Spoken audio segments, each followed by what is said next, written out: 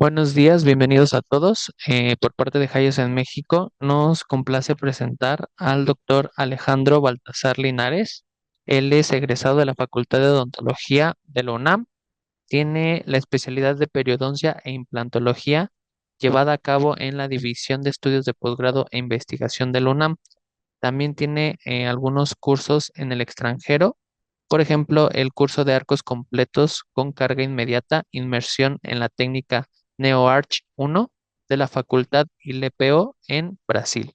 También cirugías avanzadas, injertos óseos con énfasis en elevación de seno maxilar, igualmente en la Facultad de Brasil.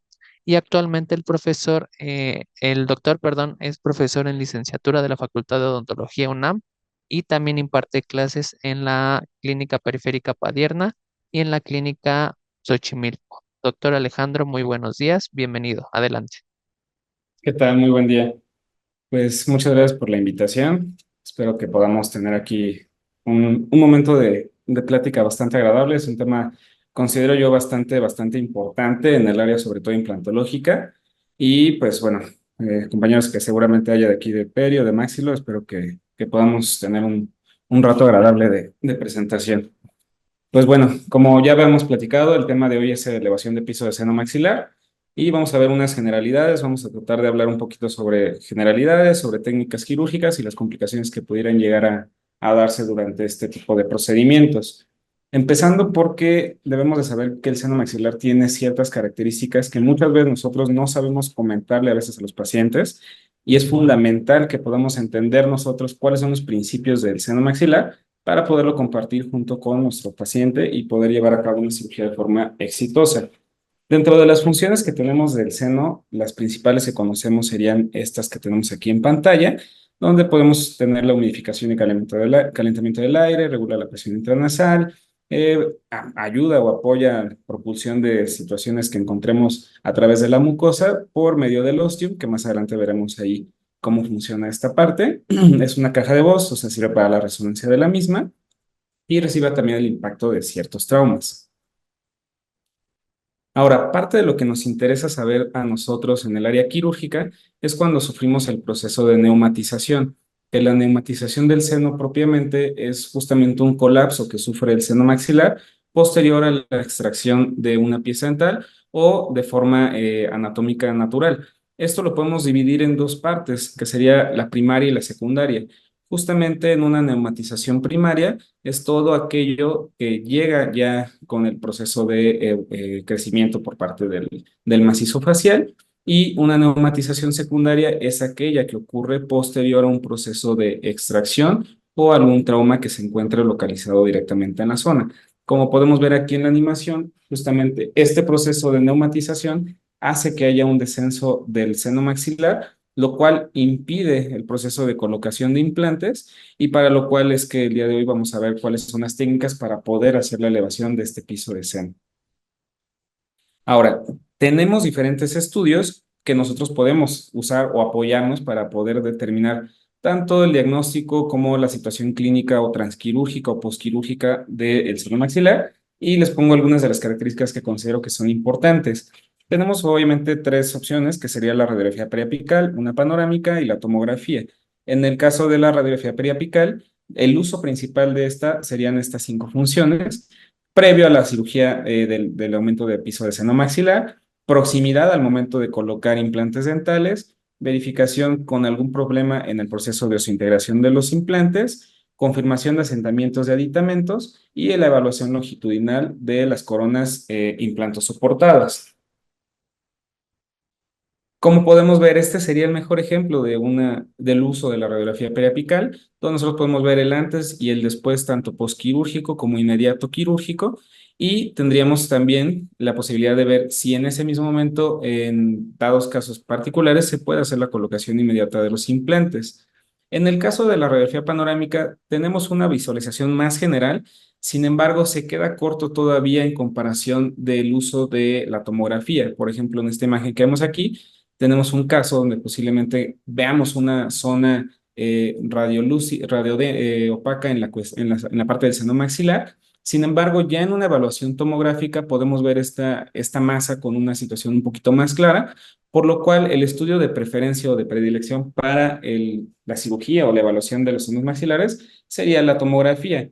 Dentro de sus usos podemos ver la valoración justamente de posibles patologías del seno maxilar. Una de ellas sería lesiones quísticas dentro del seno, las cuales podríamos hablar un poquito más adelante en qué nos van a perjudicar o qué temas podríamos tener a través de este tipo de lesiones.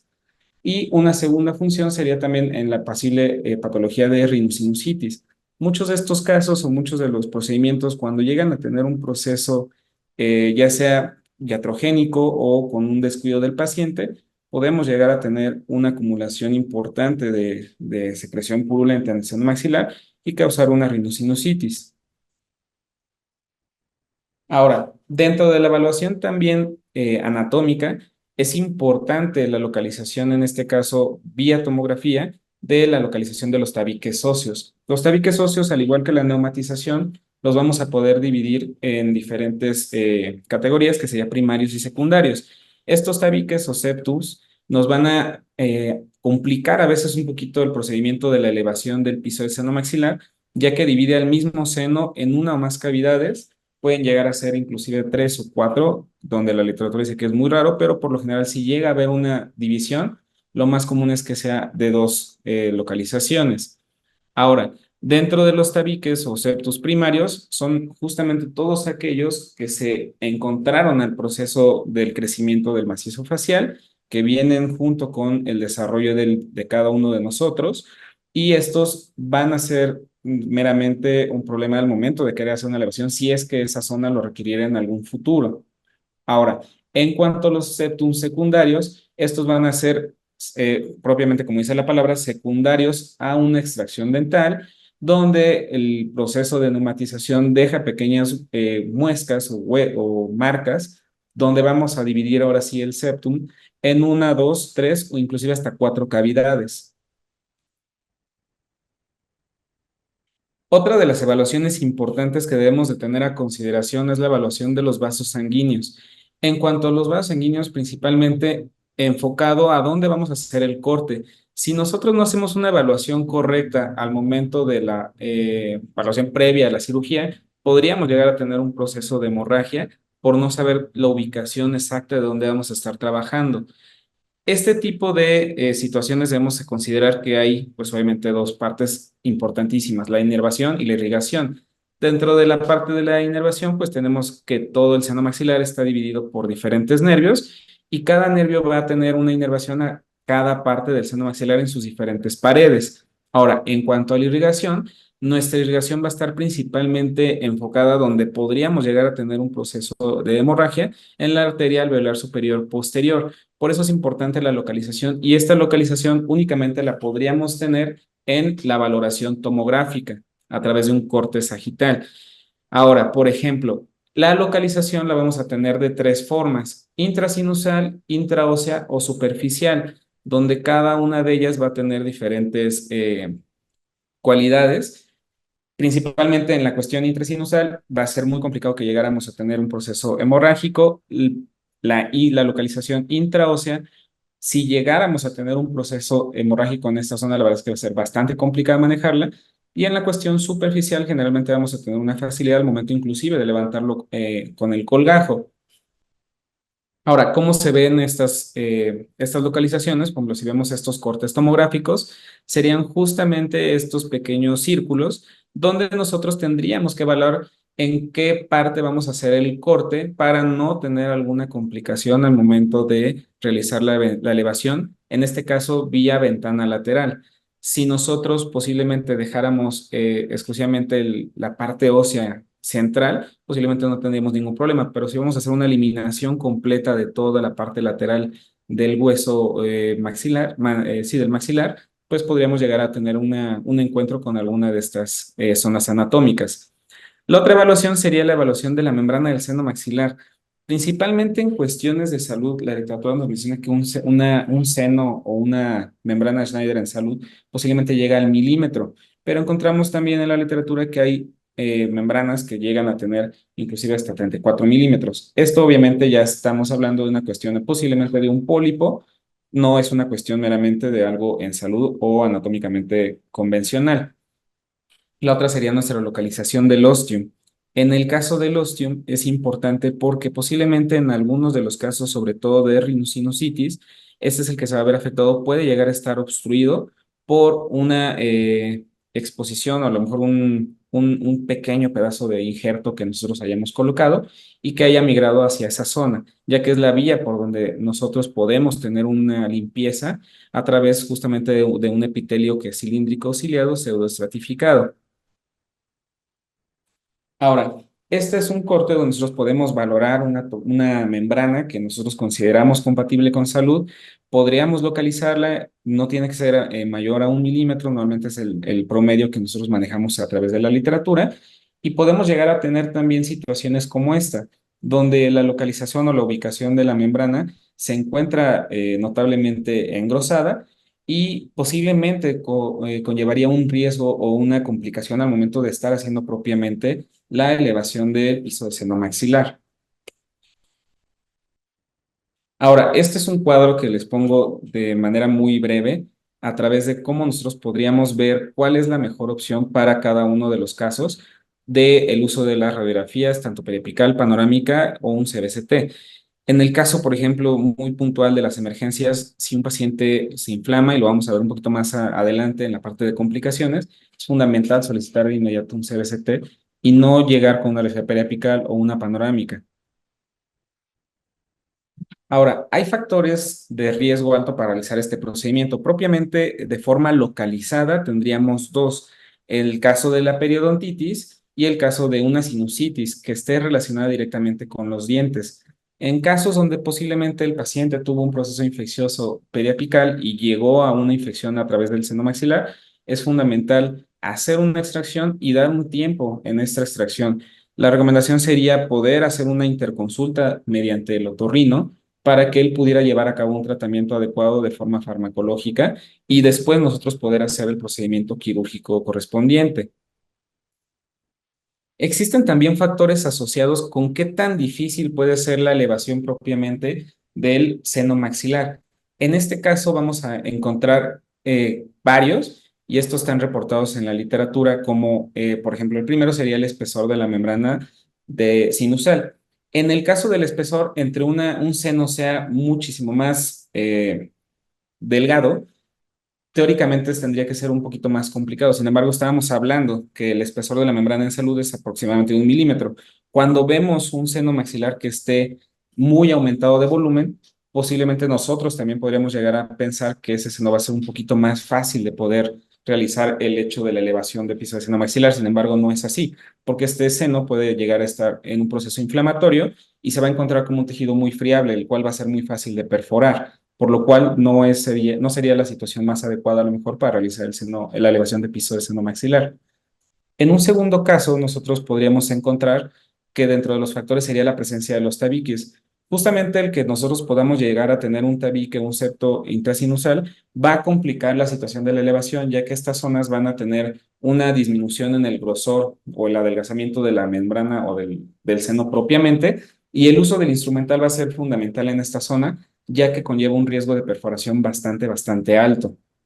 Ahora, no solamente es la localización del seno maxilar, sino del tabique, perdón, sino la ubicación. No es lo mismo tener un seno que esté localizado a lo mejor de la parte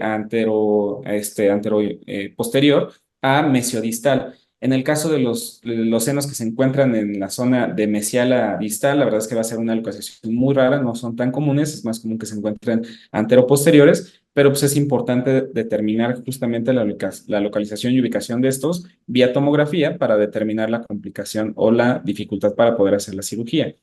La otra es el tipo de dentulismo. Normalmente un paciente que sea dentulo de forma total, la elevación de senos sería un poquito más sencilla teóricamente. En el caso, por ejemplo, de que nosotros quisiéramos hacer una elevación para colocación de un implante en un primer molar superior, si el paciente tiene dentulismo parcial porque nada más tiene ausencia de ese diente propiamente, posiblemente las raíces de los dientes contiguos van a complicar un poquito la situación de la elevación, ya que estos van a poder estar a lo mejor en contacto íntimo con la membrana y la elevación tendría que hacerse no solamente desprendiendo la membrana propiamente del hueso, sino también de la zona radicular. Ahora, cuando nosotros dentro de esas arterias que mencionábamos pueden llegar a presentar una anastomosis, generalmente se conoce como arteria antral alveolar. Esa anastomosis no llega a ser tan común, pero sin embargo puede llegar a presentarse. El detalle aquí sería obviamente, volviendo a repetir, sería la ubicación ya sea intrasinusal, intraósea o extraósea. Otro sería el espesor de la pared bucal del seno maxilar. Cuando nosotros tenemos un paciente con una pared bastante gruesa, que pues, generalmente es mayor a 2 milímetros, aumenta el riesgo de perforación, pero precisamente por una cuestión a lo mejor de habilidad del operador, ya que nosotros estamos cortando de forma constante y no vemos realmente en dónde está ubicado el seno maxilar, dónde está ubicado la pared del seno, por lo cual puede llegar a un proceso inclusive de desesperación por parte del quirúrgico por localizar el seno y posiblemente llegar a una perforación. En el caso donde esta membrana se encuentre con un espesor disminuido, en algunas ocasiones incluso levantando el propio colgajo, se puede ya llegar a transparentar la membrana del seno maxilar. Ahora, en cuanto a estos pacientes, generalmente cuando son pacientes con un proceso de dentulismo ya de bastante tiempo, podemos llegar a encontrar dehiscencias, las cuales se pueden encontrar de la forma o localización vestibular o directamente en el reborde. Esto conlleva un problema porque muchas veces este seno ya está perforado, inclusive antes de nosotros poder hacer un procedimiento quirúrgico, y es fundamental saber si se encuentra perforado, poderlo reparar a través de una membrana, que vamos a ver también cómo se puede hacer este procedimiento, o si no se encuentra perforado, pues realmente la parte de la elevación sería muchísimo más sencilla. Todos estos factores que vimos o que estamos platicando son solamente algunos de los cuales se ven, por ejemplo, en este artículo del doctor Tabelli, el cual te menciona, tenemos toda esta serie de factores relacionados a la dificultad para poder hacer la elevación del piso del seno, tiene una valoración cada uno o un valor cada uno de ellos, podríamos hacer un conteo y entonces ahora sí determinar si es un caso simple, un caso moderado o un caso complejo. Ahora, esta no es la única tabla. También en el libro de elevación del doctor Jensen tenemos una tabla que él nos da donde podemos encontrar también diferentes tipos de valores para las situaciones anatómicas y quirúrgicas que pudiéramos llegar a encontrar durante el proceso y determinar si este tipo de cirugía sería igual nuevamente un caso simple o un caso complejo.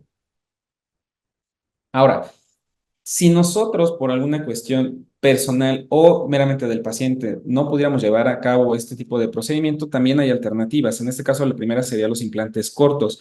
Hay diferentes literaturas de revisiones sistemáticas y metaanálisis, las cuales nos mencionan o hacen una comparativa entre zonas donde se colocan implantes extra cortos o cortos versus zonas donde se hizo una elevación de piso de seno y la colocación convencional de implantes de un diámetro de desde 11,5 milímetros.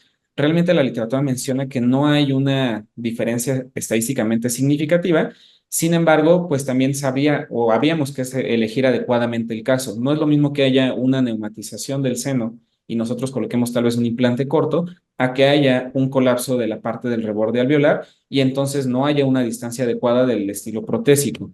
Recordemos que obviamente todo esto es un área, la implantología es un área protésica con un componente quirúrgico. Una segunda alternativa sería los implantes angulados. En este caso, el único detalle aquí es, por ejemplo, la parte de la planificación. Una planificación para angular los implantes requiere obviamente de una comunicación pues bastante importante, por ejemplo, como este caso que tenemos yo con el protesista con el que trabajo, y pues aquí hacemos una planificación y me dice, oye, podemos hacer una elevación de piso de seno, lo platicamos con el paciente no accede a lo mejor a este procedimiento, y entonces vemos la opción que sería pues angular los implantes. Esto disminuye los costos, pero aumenta los tiempos, porque realmente la cuestión de la planificación sí lleva un tiempo un poquito importante. La forma de donde se tiene que colocar es o solicita una ferulización también de los implantes, por lo cual podría llevar un tema a lo mejor un poquito complejo con el paciente si es que lo requiere de forma individual. Y otra de la situación donde nosotros podríamos hacer la colocación de los implantes propiamente en evitando la elevación de piso del seno maxilar, sería justamente los tratamientos de arcos completos en los Solon 4, por ejemplo, donde pues angulando los implantes podríamos evitar este procedimiento quirúrgico. Ahora, una tercera alternativa sería los implantes cigomáticos. Esto ya correspondía obviamente al área de cirugía oral y maxilofacial, donde pues obviamente aumentan los tiempos, ya que se puede llegar a ser, o se recomienda que sea a nivel hospitalario.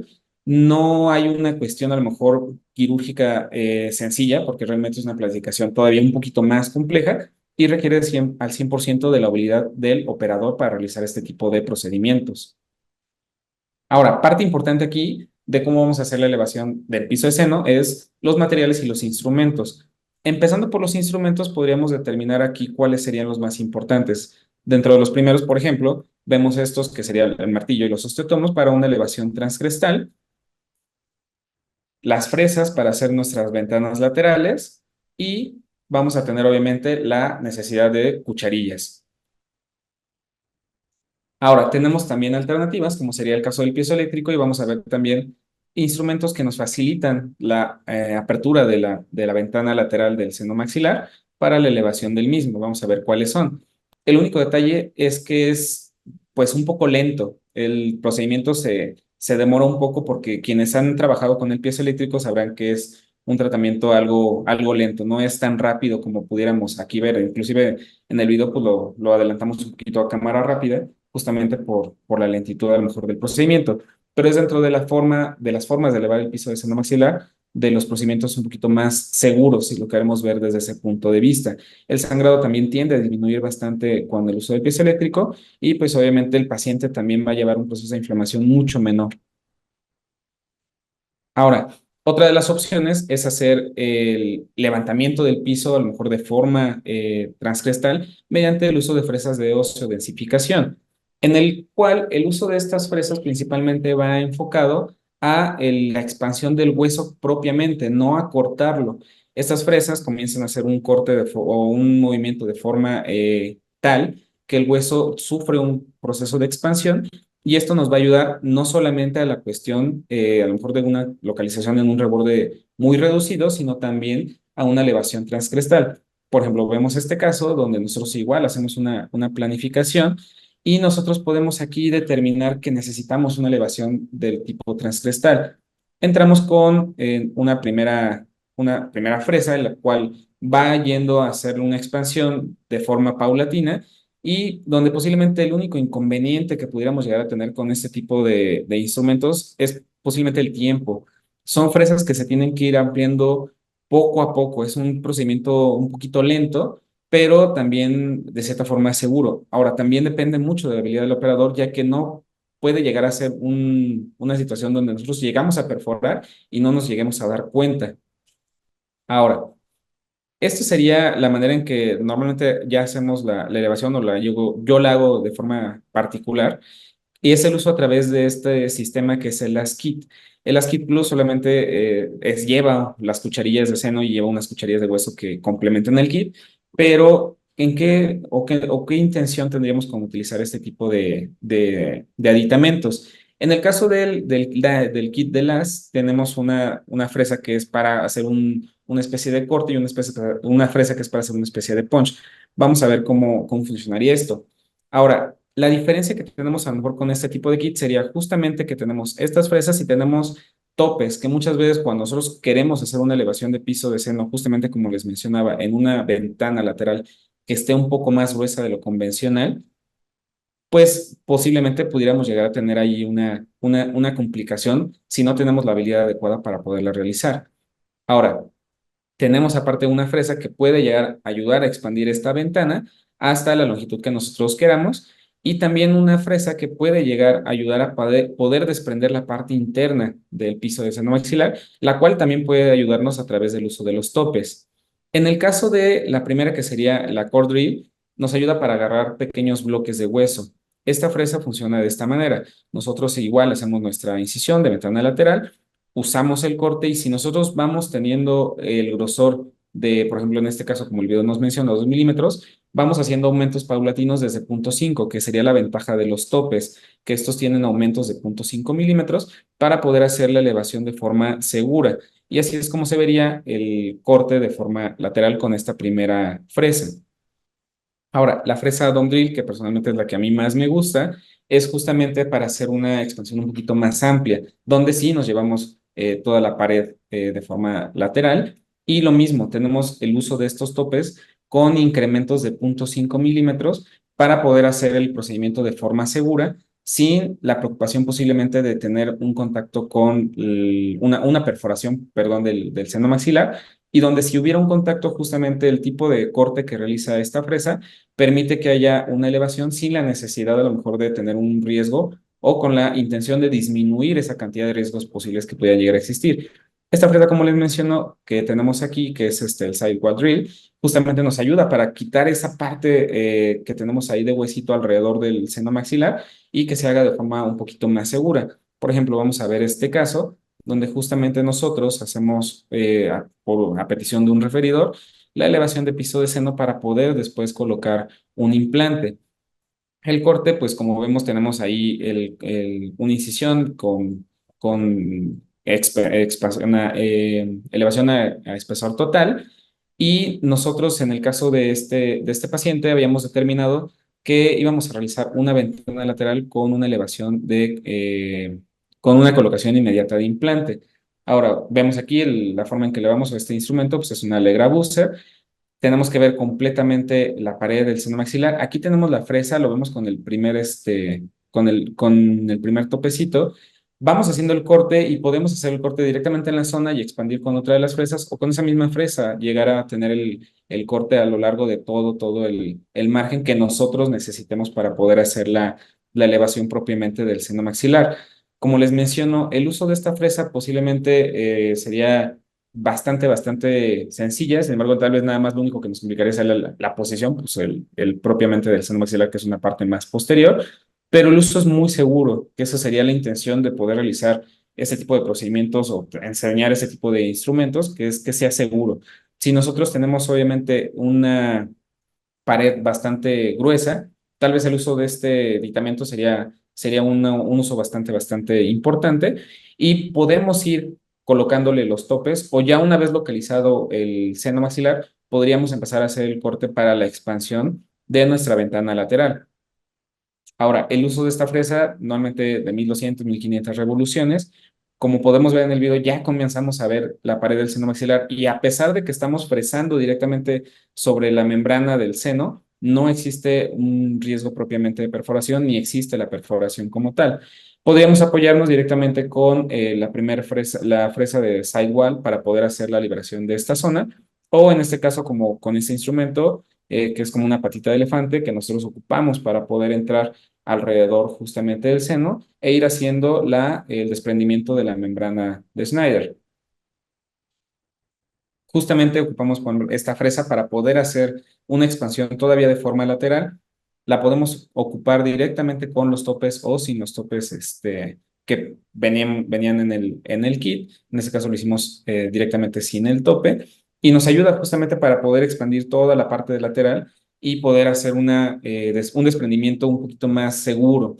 Confirmamos nada más con nuestro instrumento manual y ahí es donde ya nosotros podríamos empezar a meter directamente las cucharillas para poder hacer la elevación, el desprendimiento y empezar a colocar nuestro injerto o nuestro sustituto óseo. Y pues podemos ahí ver que le pedimos a la paciente ahí que soplara, bueno, que aspirara y poder hacer la localización de nuestra membrana si se encuentra con algún tipo de dificultad.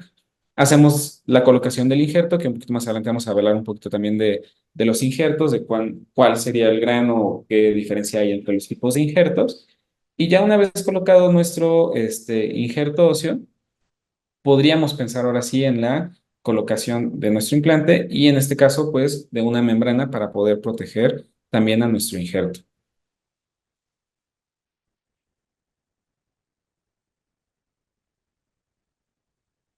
Tenemos ahí la radiografía inmediata, que justamente como comentábamos, la radiografía preapical nos ayuda bastante para la localización. Ahí tenemos ya nuestra ubicación de nuestro implante y posteriormente a la colocación de nuestro implante hacemos el relleno de la zona para poder tener un adecuado volumen óseo alrededor de nuestro implante y posteriormente lo vamos a proteger con una membrana que aquí les ponemos una de las opciones que podría ser de la membrana, que es una membrana suave, no necesitamos realmente una membrana muy gruesa. Y vean, tenemos una buena adaptación de la membrana a la zona, únicamente con la sangre y con poderla colocar directamente sobre nuestro sitio de la elevación del seno maxilar.